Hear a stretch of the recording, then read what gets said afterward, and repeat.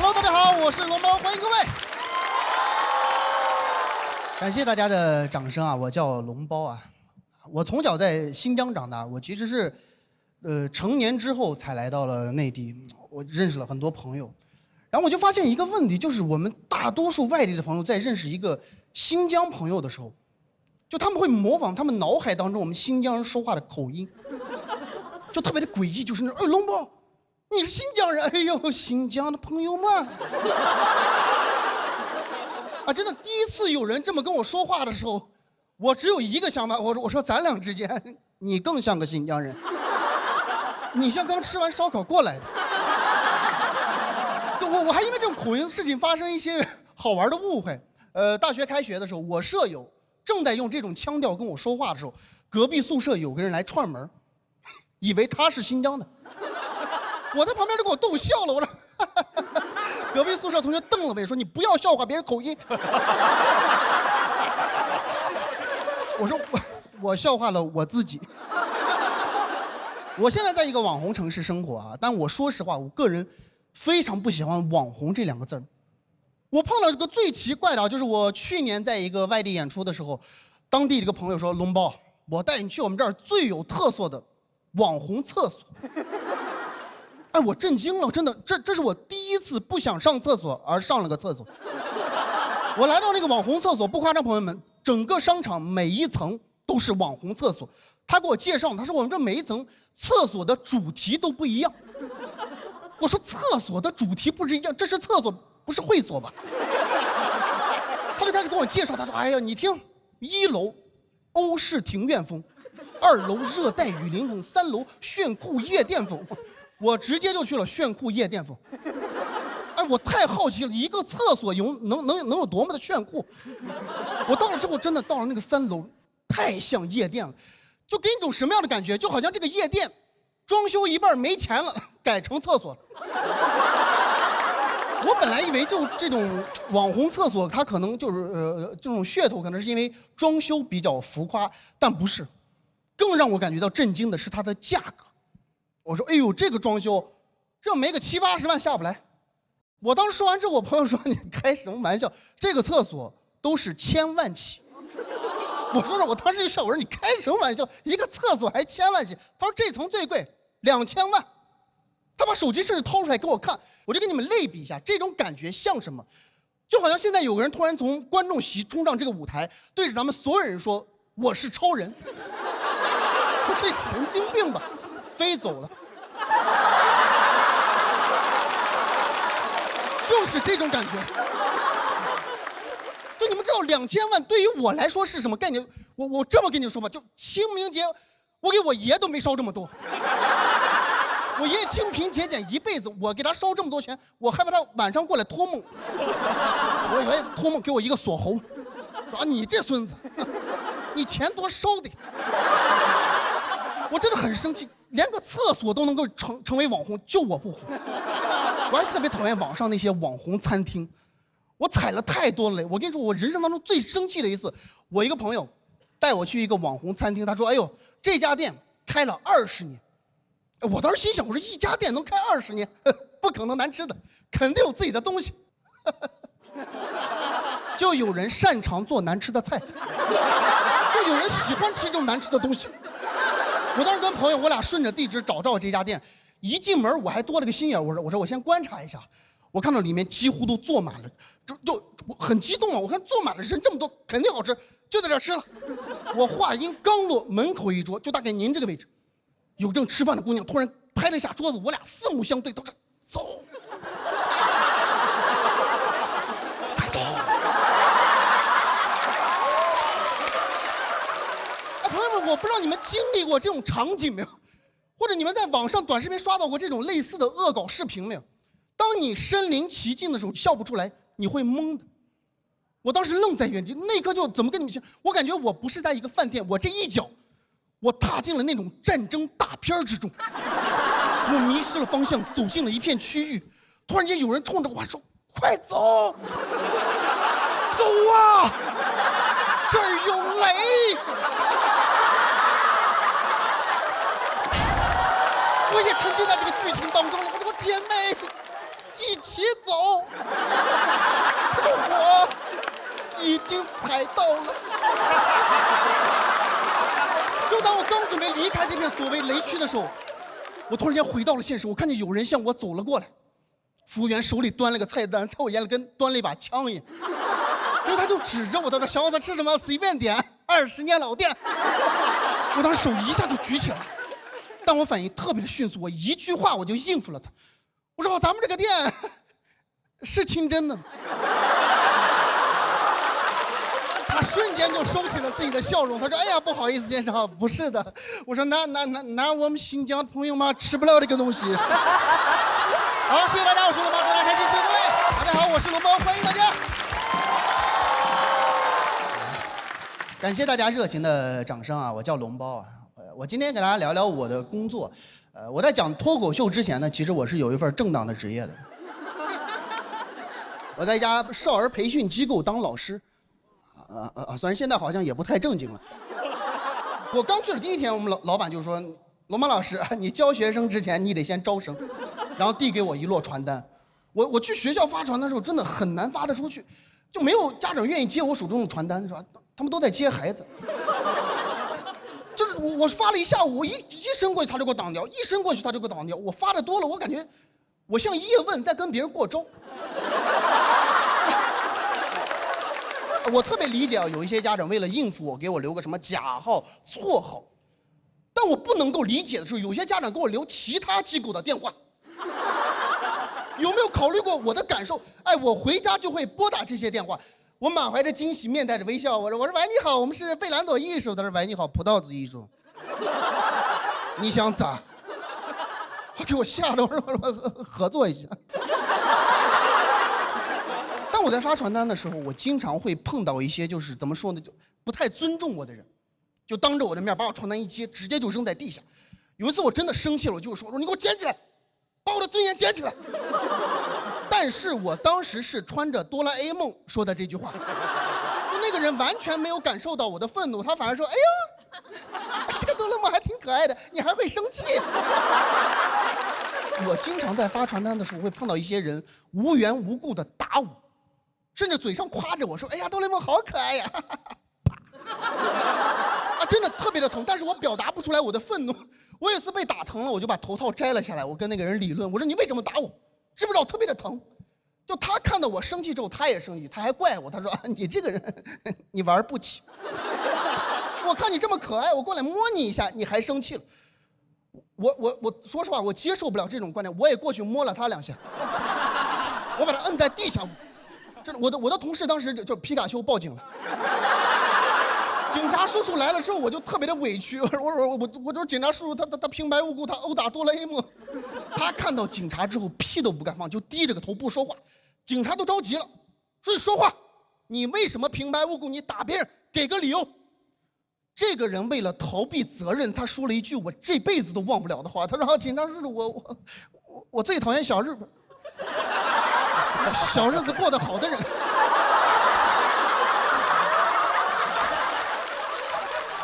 我在旁边真的非常的吃惊，我说还能这么胡说八道？那你怎么不打我的同事皮卡丘？怎么你怕他电你？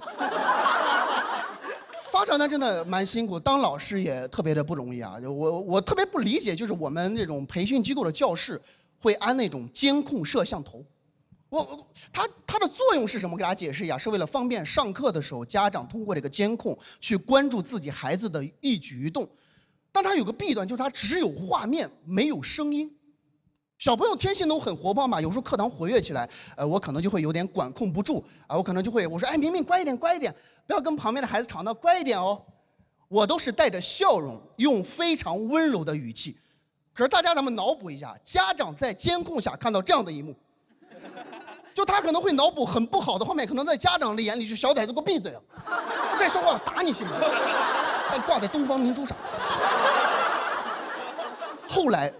我想了一个非常无耻的方法，有一次课堂又吵闹了起来，我看了一眼监控摄像头，我说明明能不能乖一点？你能不能乖一点？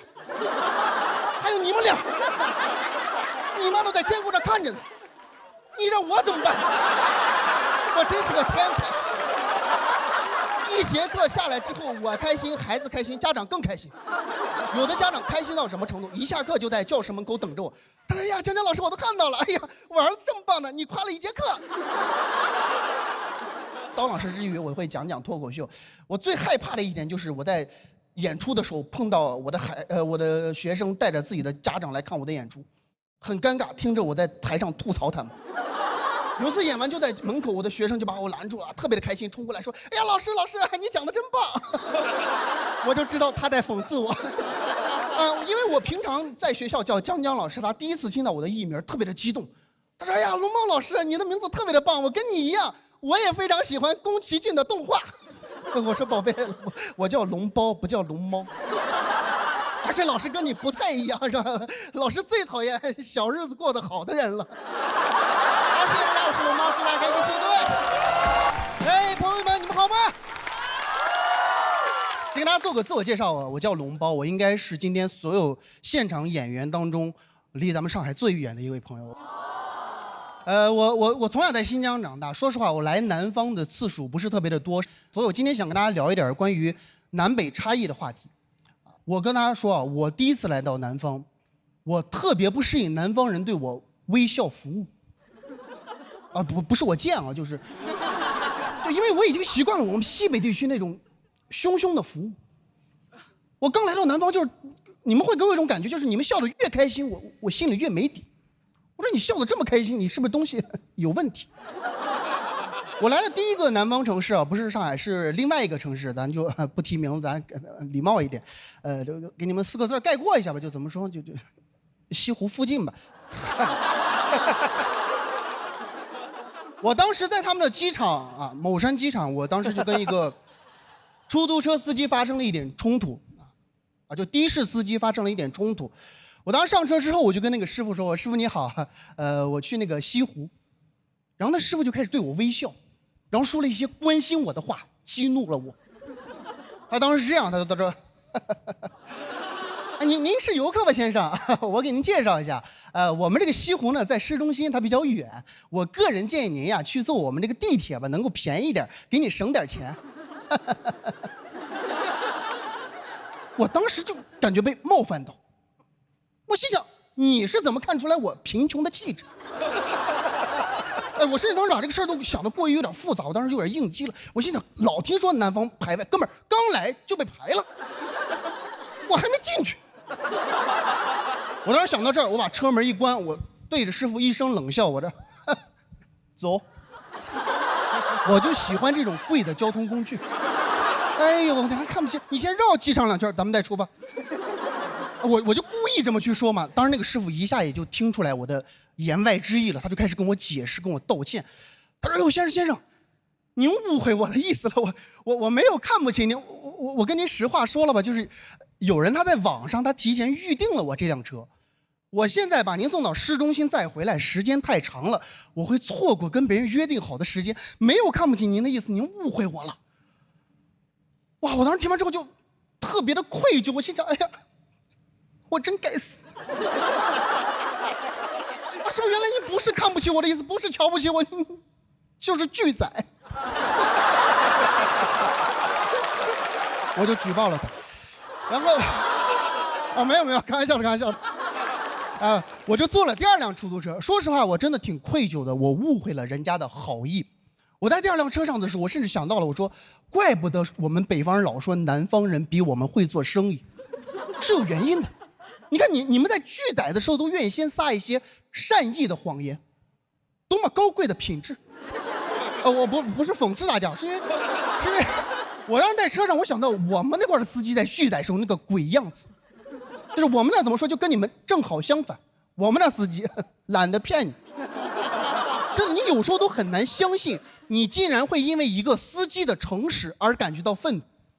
我给你们举个例子啊，我15年去西安上大学，我当时在那个火车站，外面的马路，我正百度地图，我想去看一眼钟楼，大家知道钟楼吧？一个建筑嘛。然后我正百度地图的时候，突然有一辆出租车停在我的旁边，摇下车窗，非常的热情，在那说喊我，他说：“哎，走不走？”哎，我一看是个出租车嘛，我说：“哎，师傅你好，我想去钟楼。”他说：“我不想去。”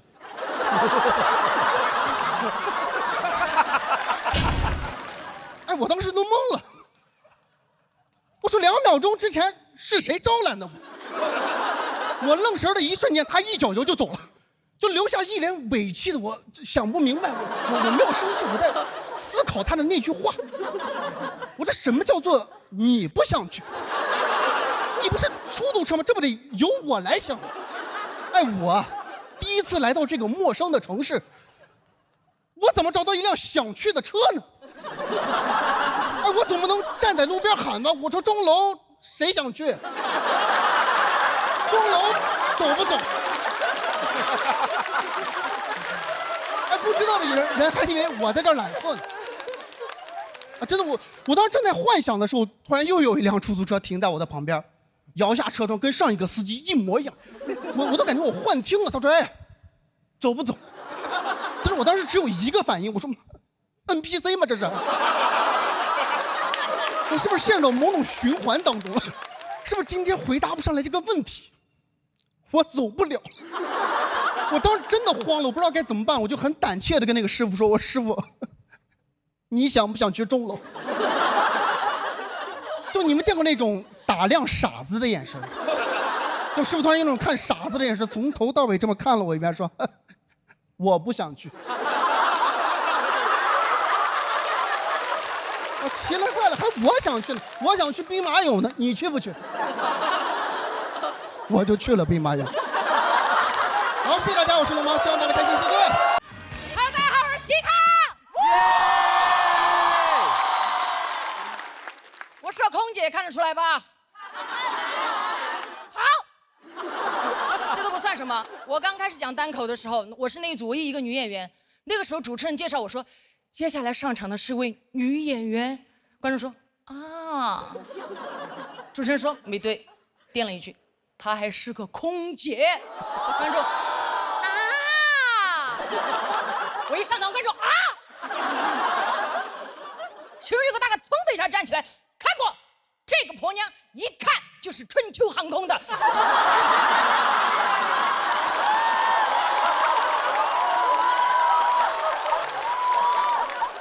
什么意思啊？别这样，每个航空公司的乘务员各有各的美，知道吧？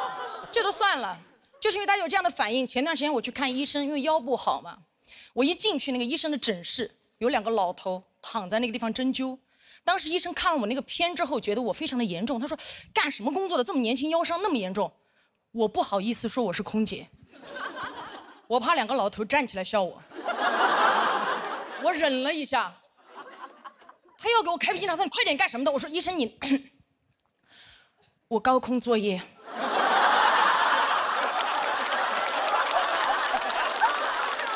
我刚刚一说完，医生手上的笔都放下了。天哪！哎，看到没有？高空作业，妹妹。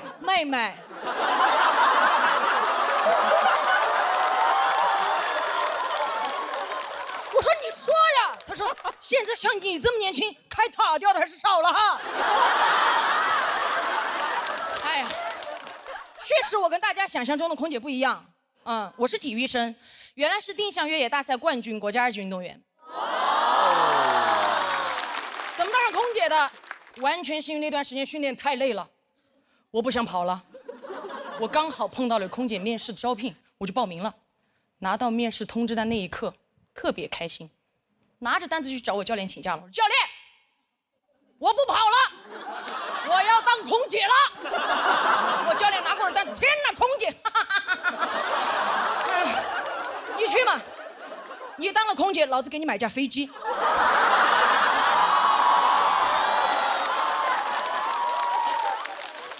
当天面试的时候，我分到的那一组堪称当天面试的死亡之组。什么意思？条件太好了，因为我们那天所有人都分成7个人一组，最多就是7选2，有些甚至一组全部淘汰掉。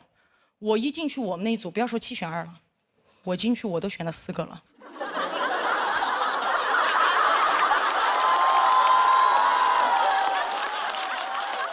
太好看了。第一个女孩净身高174，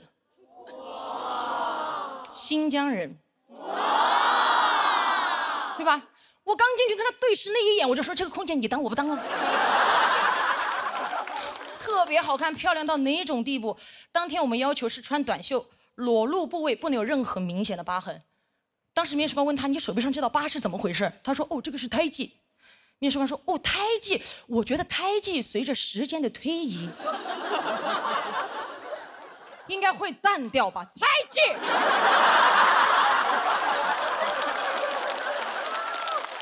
随着时间的推移淡掉，他在想什么？又不是爱情。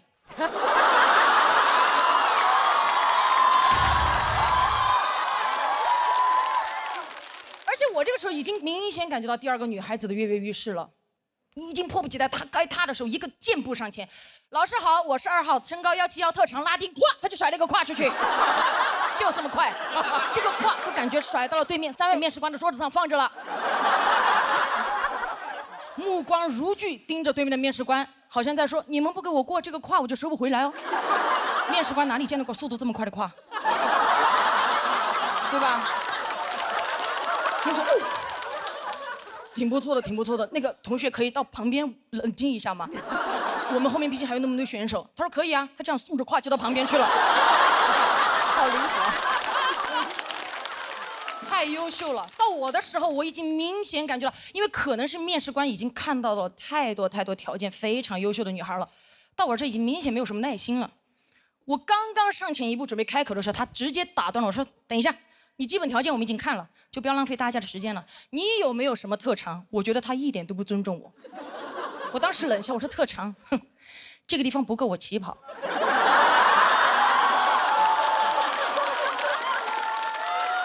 如果老师想看的话，可以放我下去跑给大家看。哦，3位老师是不是不知道怎么评判跑得快与不快是吧？没有关系，这样，3位你们现在从中随机挑选1位下去，我让他50米，我把他抓到，你们让我过，可以吗？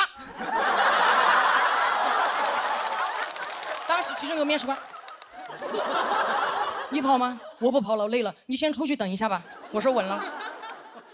过了一会儿出来通知我过了，我说过了。我就问老师，我说老师啊，我究竟是哪方面勾引了你们3位选择了我？老师说：“哦，我们今天面试了1天了，确实没有看到过跑得快的空姐。”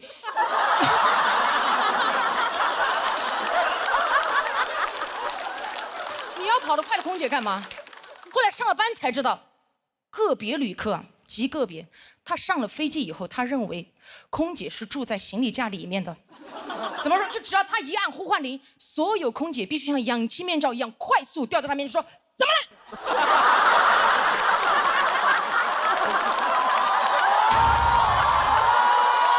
对吧？有一次我还在工作间准备，突然呼唤铃就响了。你们也知道，练体育的听不了发令枪。我当时一下冲去在他面前，怎么了，旅客？好快！我开心极了。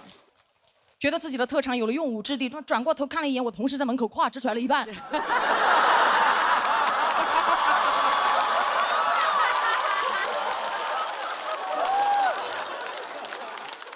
我完全能理解大家为什么想象不到我当空姐的样子，因为这个社会对这个职业的刻板印象确实太多了，对吧？很多电视短剧里面拍的空姐就是这样，穿着短裙、丝袜、高跟鞋，拖着一个飞行箱在那个候机楼走过去走过来的，对吧？都是这样。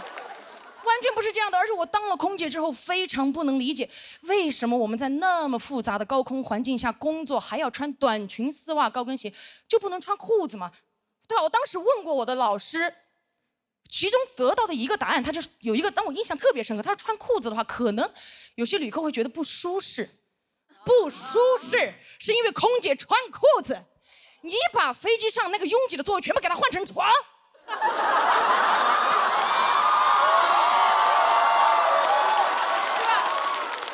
空姐穿着盔甲站在他面前，他都不会觉得不舒适，睡着了看不见，巴卡巴卡，看不见。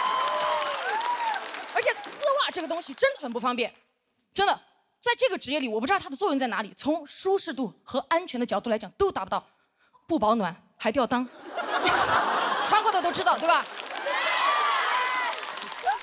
有些质量不好的非常恼火，哪怕这个世界上跑得最快的男人博尔特，这身装扮参加奥运会，对吧？过去各位，预备，砰！啪！撞线那一刻，博尔100米成绩58秒69，没有破纪录，破了2双丝袜。而且如果飞机遇到紧急情况着火了，真的需要撤离旅客的时候，我们撤离的最后一步，所有乘务员需要脱掉自己的丝袜，因为丝袜的材质在这种环境下非常容易起火。你不是知道它不安全吗？在这么紧急的情况下还要花时间去脱丝袜，那为什么一开始还要穿？你哪怕给我穿一条厚一点的牛仔裤，起火的时候我甚至可以把它一屁股坐灭。真的。是吧？遇到紧急情况，这个时候着火了，我说火在哪？我一屁股坐过去，我的同事拿着我灭火器来，火在哪里？我说火在当下。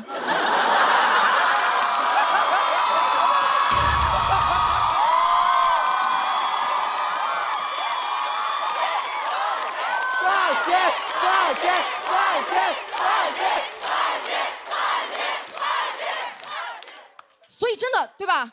所以空姐穿裤装。真的会让人觉得不舒服吗？今天我刚好穿了裤子，我想拜托大家跟我在一起感受一下。尊敬的各位旅客，晚上好！我代表全体机组成员再次感谢您选乘本次航班，我们愿与您共同度过一段愉快而舒适的旅程。我是本次航班乘务长嘻哈，谢谢大家，我们下次再见。嗨，大家好，我是黑灯。我有点上当了。刘仁成前天悄悄地跟我讲，复航的稿子一般，残疾人都骗哈。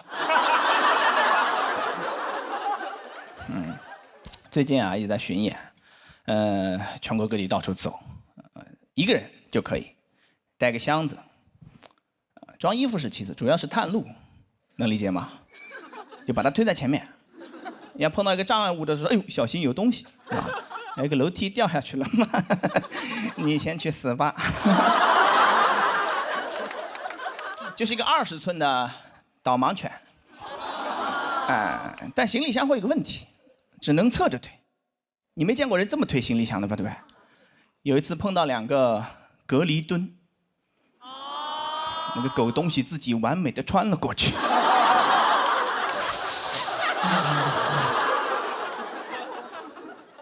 疼痛让人思考。我从那天开始想，有什么东西能替代行李箱，能推在正面的东西有吗？婴儿车。但婴儿车也会有个问题，你要推个空车的话，会不会显得有点变态呢？对吧？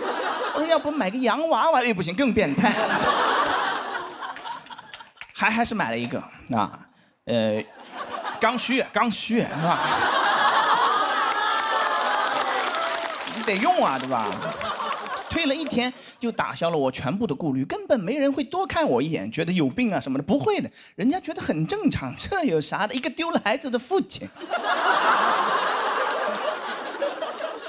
所以后来去陌生的地方就会推着婴儿车探路。去年夏天想到了这个天才创意，当时还接了个活儿，一个公益机构叫金盲杖，让我去给他们学生上课。他们是教那个视障学生怎么用那个盲杖独立出行。老师还问我愿意来吗？我们公益机构只能给你800块钱课时费。我说愿意 ，OK， 你不给钱我都会去的。这个活儿太好了，这是每一个打工人的梦中情活了。你们可能不知道，给盲人上课他不用做 PPT。想到这儿的时候，我都动了邪念了。我说黑灯大胆一点，是不是其实人都不用去？给他们放录音不就完了吗？录音第1句就说那个我最讨厌插嘴的学生。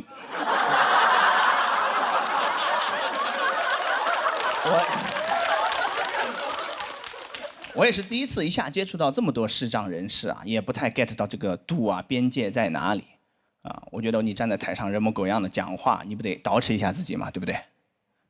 不对，我到现场才反应过来，不对。捯饬啥呀？没人看你呀！早上还琢磨着穿什么衣服合适，不穿都合适。那个老师约好了，说到校门口来接我，华东师范大学。一到校门口，是吧？没人。那么残疾人也骗，是吧？打电话，他说你在校门口左边还是右边呀？我说我在左边。他说那你到右边来，我在右边等你。我就有点生气了，你知道我是盲人，你不来找我，你让我去，我没有发作，强忍着怒火，推动着婴儿车往右边去。到右边发现要死了，他也是个盲人。是我想当然了，他比我还严重一些，我还能看到一点，他一点都看不见，对吧？但是他有个盲杖，就自己这么敲，一边敲哒哒哒哒哒，走得飞快。我说你走那么快干啥？你就那么忙啊你？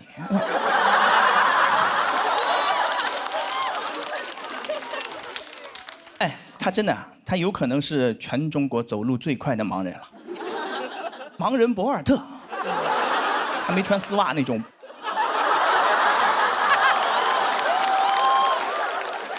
哎，但是，怎么说呢？华师大上课嘛，老师怕他出事什么的，还专门给他配了个小助理在旁边照顾一下。画蛇添足，小助理的存在一定程度上都限制了他的发挥了，因为他不方便在外人面前展示真正的实力了。如果没有他，就我俩一碰面，他说：“哎，黑灯老师，我也不装了，咱们盲人就不说暗话了啊。其实老子会飞。”江南七怪，我不知道你听说过没有？飞天蝙蝠柯镇恶正是在下。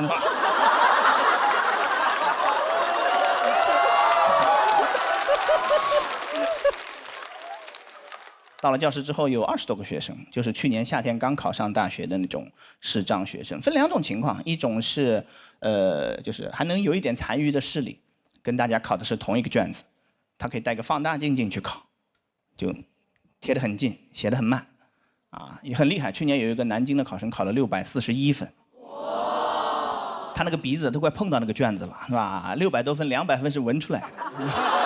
啊，学数学、学法学，什么专业都有。另外一种呢，基本上就是上的盲校，没什么视力了。这个相对来说选择就很有限了。就2种，第一种是按摩推拿，没想到吧？盲人上了大学学的还是按摩推拿啊！千军万马过独木桥，过去一摸，椎间盘突出。你说你要按摩推拿，你上大学干啥？你初中毕业你就去推呀，你推7年了，推成大拿了都已经。还有另外一种就是那2个学生印象也很深刻，学校很好，中央音乐学院。啊，音乐表演专业啊 ，Excel 表格很窄，音乐表都没写完整。我好奇是什么表，一拉开二胡。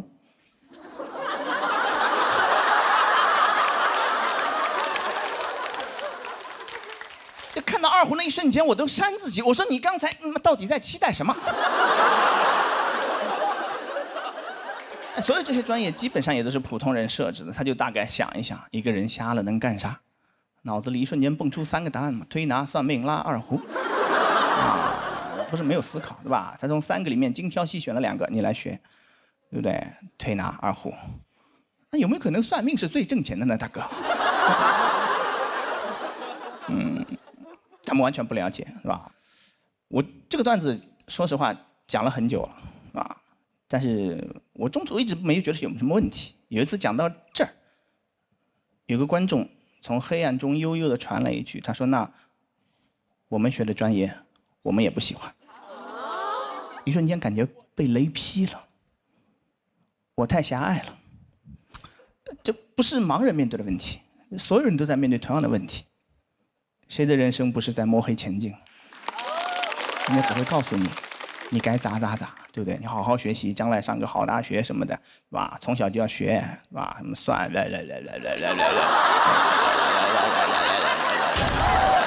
看见了，太看见了，不会在乎你愿不愿意，你想不想？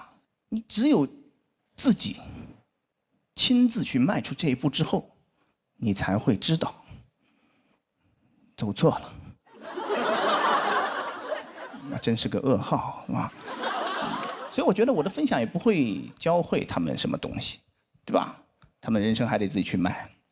但我有一点是确定的，我那天给20个盲人种草了婴儿车。我说分享就到这儿吧，你们还有什么问题？问出来第一个问题说老师链接推给我们一下。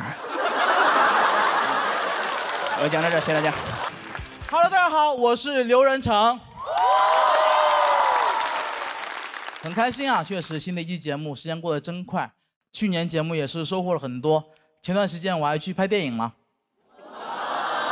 其实就是跟付航一块去拍鹏哥的《长安的荔枝》。当然我知道我在节目上一上来就讲这些不太好，对吧？大家毕竟不喜欢看我们这种电影演员录综艺。开玩笑，开玩笑。其实当时很受宠若惊了，提前在家准备，练台词、练普通话什么的，说一定要演好。结果告诉我演一个动人。刚刚彭导提到过动人，其实大家可能不知道是哪个字，我告诉你们是哪个字，是一个单人旁一个同。所以当我跟付航收到剧本的时候，我们没人认识这个字儿。我还问付航呢，咱们第一次拍电影就演同人？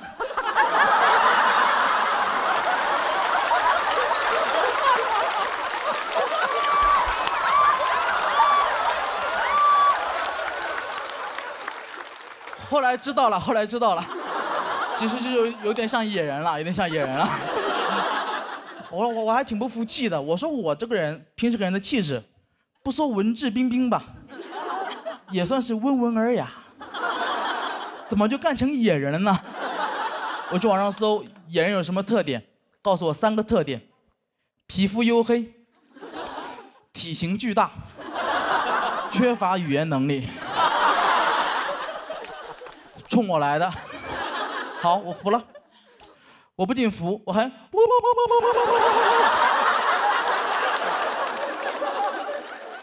其实说实话，演野人什么都无所谓。我在店里面主要是我负责的任务太奇怪了。我在电影里面主要负责吃香蕉。我知道这个段子讲到这里，你们觉得我在编段，在 call back。因为太荒唐了，我也不知道怎么证明自己，所以我只能请看大屏幕。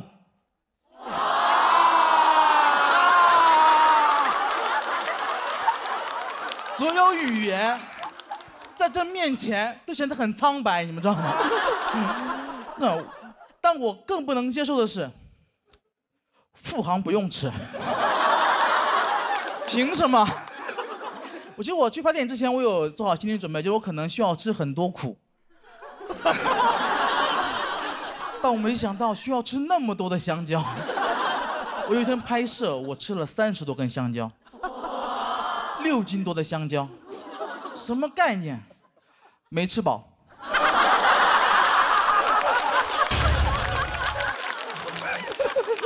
当然是开玩笑，当时稍微有点难受。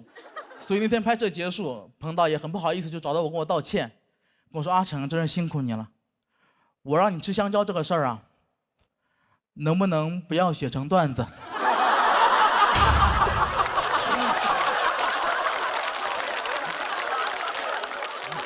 当然说这么多，我不是在质疑大鹏导演，当然不会，我只觉得我们的喜剧理念有点不一样。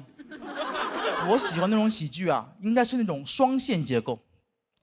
故事像2条平行线一样，永远不会有香蕉。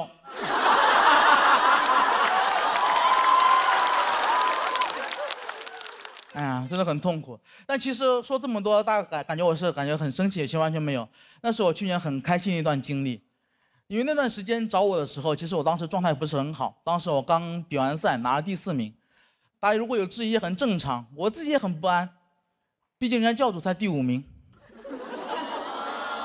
我看过很多那种爱豆成团的节目，我知道里面的门道。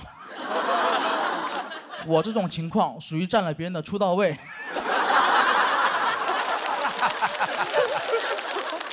所以很长段时间我就很害怕，我总觉得大家会骂我，会网暴我，我就生活在那种痛苦当中。过了一段时间更痛苦了，发现根本没人理我，大家真的很不在乎我。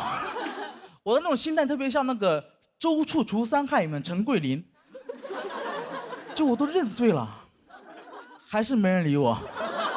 别给我这个第4名逼急了，逼急了我也可以除3害。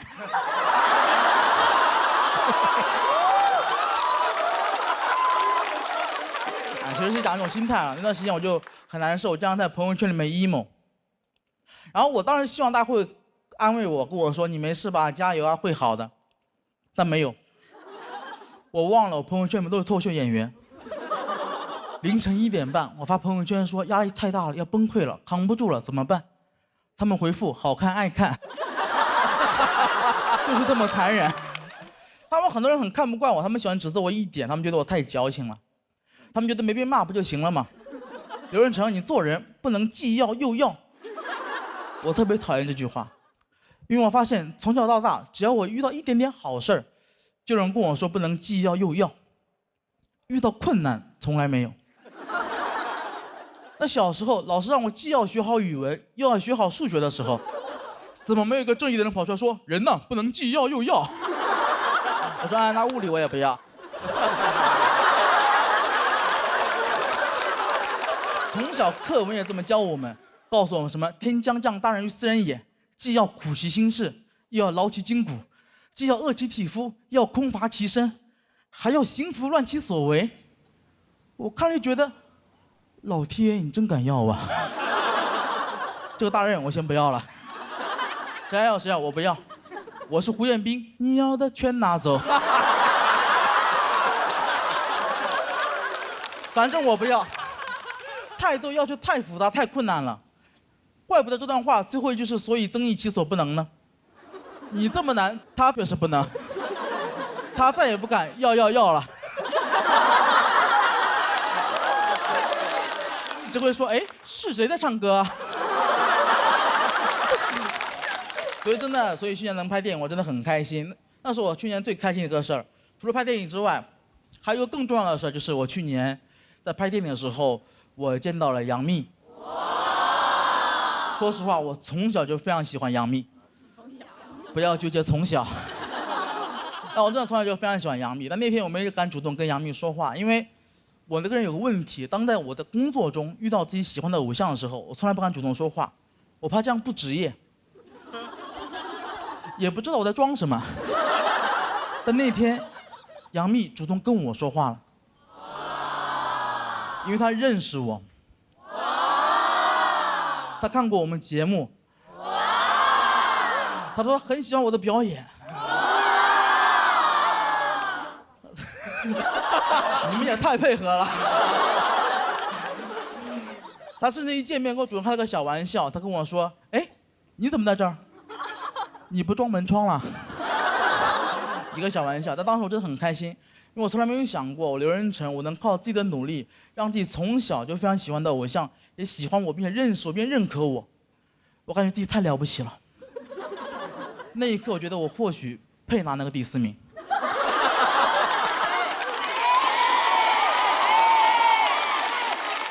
感觉怪怪的。但紧接着，我这个人就有点膨胀了，我就在想，那我能不能加杨幂的微信？想想还是算了，毕竟杨幂不能既要我的喜欢，又要我的微信。当然是开玩笑，当然开玩笑的。真实原因是当时我思考了一下，就如果我们加了微信的话，幂姐可能会看到我的朋友圈，她会发现我很痛苦。她人这么善良，看到我这么痛苦，一定会过来安慰我，跟我说：“你没事吧？”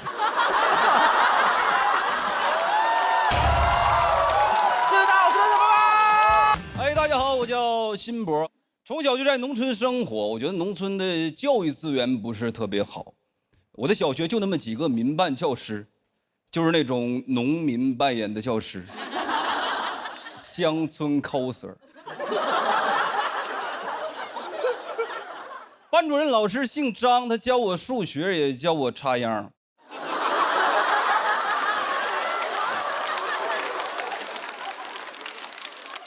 很多掰着手指头能算出来问题，张老师也算不清楚，因为他少根手指。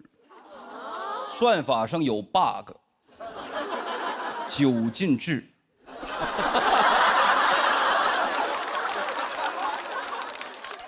我很笃定，真的，我从小就很笃定，我一定得考上大学，因为我知道只有上了大学，才能结合着我的专业所学，让家里给我买电脑。买一台能玩所有游戏的学习电脑。所有的科目里边，数学最差，高考算是超常发挥，考了76分，按照9进制算是84。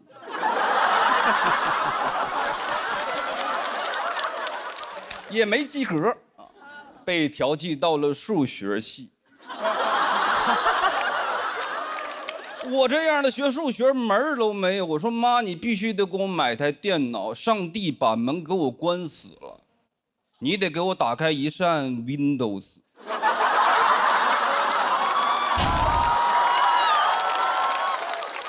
没复读啊，没复读，因为第一学年成绩的前5%可以转专业，也就是说，学好数学就能不学数学。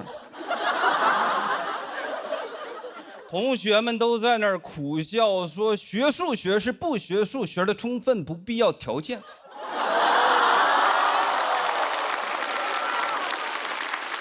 听得我都茫然了。我说你们家里都什么条件？入学摸底儿考，我就是倒数第2，倒数第1是我的 homie 威哥。全班就只有我们2个人有共同语言。老师说这道题应该没有同学不会吧？我说不应该。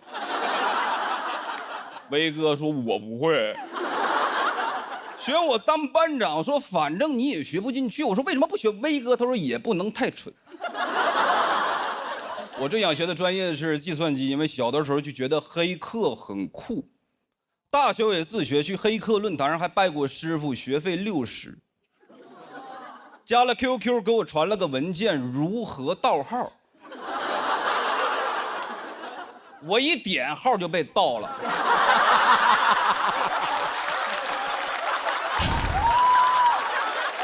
以为是教程，结果是教案。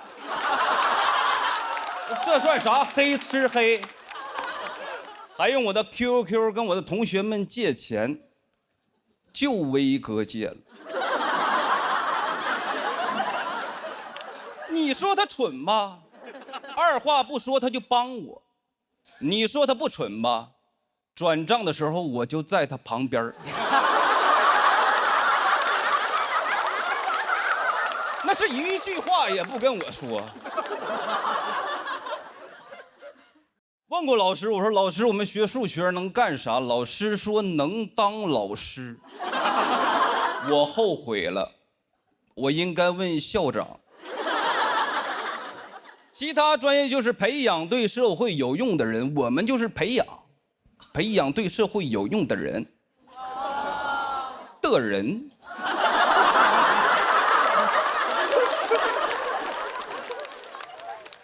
我发现啊，像我这种普通学校的冷门专业，社会给我们留的大多岗位都是销售类。我们学院的优秀校友墙就是全国房产中介的优秀员工墙，上面的照片基本都一个知识。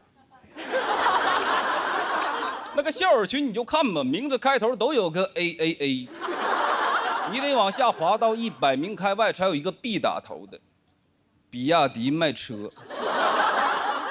毕业季的时候有那种优秀学长回来招聘，我给他倒了杯水，他说老弟，全班我都看了，就你能干销售，数你的眼神最空洞，你根本就学不进去。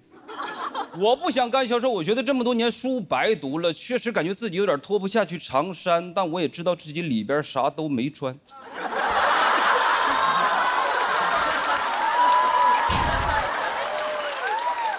学长安慰我说，那销售和销售不一样，你上过大学的销售比那些没上过的至少大4岁。你就比你同龄人成熟。当然还有一个就业方向就是数转码去做编程，有专门的培训机构，3个月包就业，全班都去了，我跟威哥学了6个月，机构要给我俩退款，说是影响了这机构办学以来100%的就业率。我说不行，我只要工作。他说要不你们俩就留下来当老师，教数学。我没留下，在老师的推荐下，当地的矿务局要一个懂数学又懂计算机的人才。我说领导，我还懂点黑客。那个岗位就是坐在矿井口的岗亭里，对着一台电脑屏幕，下去一个矿工，我就在 Excel 上加1，上了一个我就全都懂数学和计算机。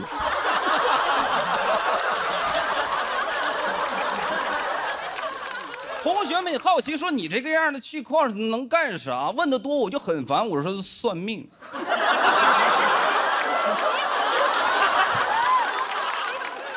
有一次下去7个，上来8个，给我吓坏了。我说这是挖到墓了，对不上账，是不是我得下去？每天除了我矿井口就没有人，整整3个月，我的日子过得就像个小日子。井上一郎。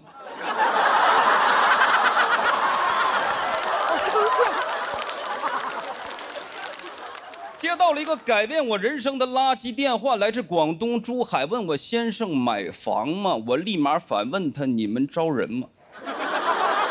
我学数学的，他说我学物理的。我说城濮求是，他说博学笃行。我们学校的校训。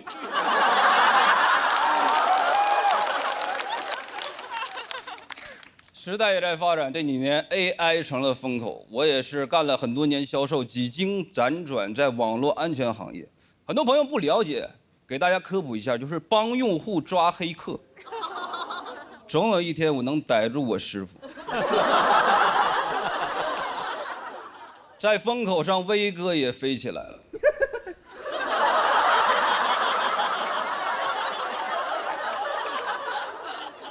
他现在是一名自动驾驶算法的工程师。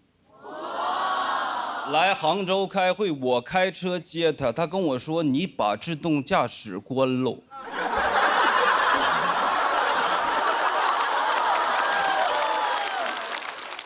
他的能力我最了解，不在我之下。命运他经常跟我开玩笑，但我不能拿自己的生命开玩笑。威哥还安慰我说：“没事儿，你这一款我只是参与，我开发那款出口欧洲。”谢谢大家，我叫辛博，谢谢。